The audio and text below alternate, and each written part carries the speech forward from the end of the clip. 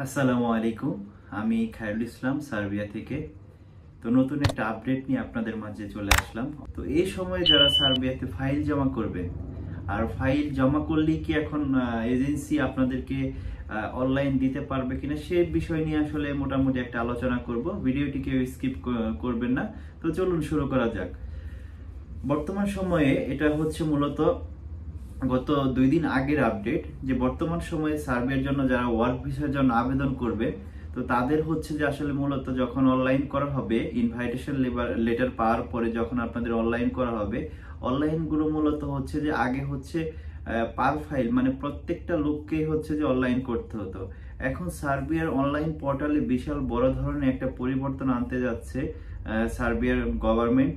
তারা হচ্ছে এখন থেকে যেসব ইনভাইটেশন লেটারগুলো অরিজিনাল থাকবে, যেসব ইনভাইটেশন লেটারগুলো কোম্পানি থেকে বের হবে, এগুলো হচ্ছে গ্রুপ অনলাইন করা হবে।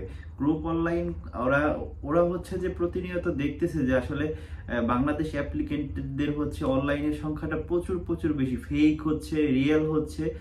এই জন্য আসলে হয়তোবা গভর্নমেন্ট তারা হচ্ছে যে আপনার যে অনলাইন সিস্টেমটা সেটা অনেক বড় একটা পরিবর্তন আনবে। আগে পিপিজেড ছিল, পিপিজেড থেকে হচ্ছে এখন বর্তমান সময়ে পিপিজেড ছাড়া ফাইল অনলাইন হচ্ছে।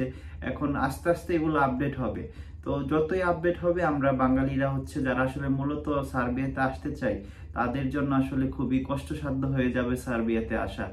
যদি এমনও অবস্থায় আসলে ওরা যদি জানতে পারে যে আসলে আমরা বাঙালিরা সার্বিয়াতে এসে সার্বিয়াকে আসলে ট্রানজিট হিসাবে ব্যবহার করি, তো সেক্ষেত্রে আসলে আমাদের অনেক সমস্যা হবে। পরবর্তীতে 2026-এ ভিসা পেতে আসলে অনেক জটিলতার মধ্যে পড়তে হবে।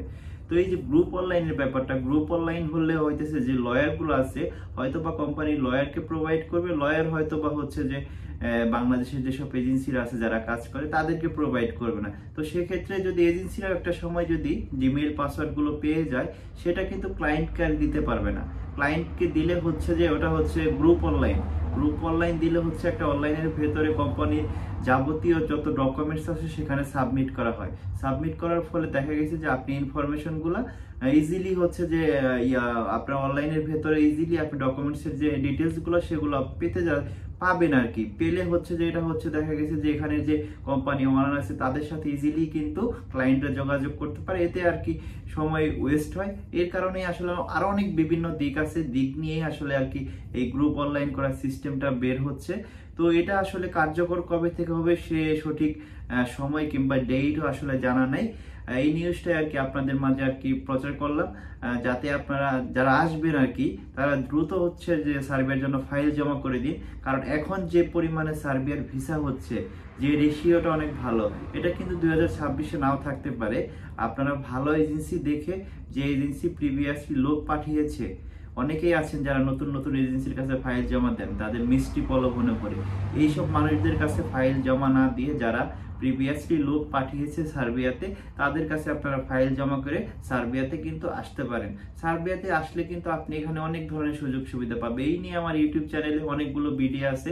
আমার ভিডিওগুলো দেখলে আপনারা হচ্ছে মানে উপকৃত হবেন। মানে একটা ভিডিও আসলে মূল কথা ছাড়া কোনো কথা নাই। আমার ভিডিওগুলো আশা করি আপনারা সম্পূর্ণ ভিডিও দেখবেন, দেখলে অনেক উপকৃত হবেন। অনেক যারা আছেন যারা প্রতারণার শিকার হয়েছেন তারাও বেঁচে যাবেন, যে কিভাবে আপনি একজন ভালো এজেন্সি খুঁজবেন, কিভাবে আসবেন, সব ভিডিও আমার মোটামুটি আমার ইউটিউব চ্যানেলে আপলোড করা আছে। তো এই কথাটা আর কি আপনাদেরকে জানানোর ছিল। যারা পরবর্তীতে আসবেন তারা দ্রুত ফাইল জমা করুন, ভালো এজেন্সির কাছে জমা করে তাড়াতাড়ি চলে আসুন। তো এই পর্যন্ত সবাই ভালো থাকবেন, সুস্থ থাকবেন, আমার জন্য দোয়া রাখবেন। আসসালামু আলাইকুম ওয়া রাহমাতুল্লাহি ওয়া বারাকাতুহু।